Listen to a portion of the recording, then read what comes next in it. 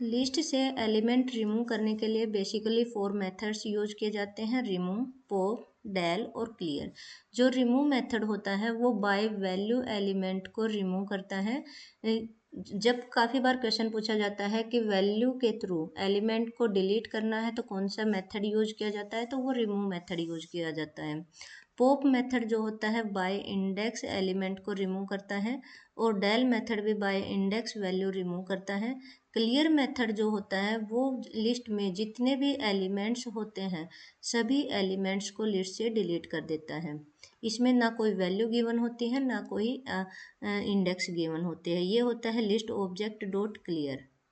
पूरी लिस्ट जो है वो क्लियर हो जाती है। अब रिमूव की बात की जाए तो रिमूव में लिस्ट ऑब्जेक्ट डॉट रिमूव, और जो पर्टिकुलर वैल्यू गिवन होगी उस पर्टिकुलर वैल्यू को डिलीट कर देता है।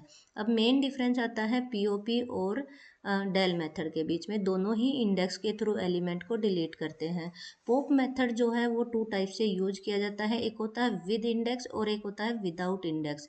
जब pop method with index use किया जाता है तो पर्टिकुलर इंडेक्स पर जो एलिमेंट होता है वो एलिमेंट डिलीट कर देता है, और जब विदाउट इंडेक्स इसको यूज किया जाता है तो जो आपका इंडेक्स का जो लिस्ट होती है, लिस्ट का जो सबसे एंड का एलिमेंट होता है, लास्ट एलिमेंट जो लिस्ट में होता है उसको डिलीट कर देता है।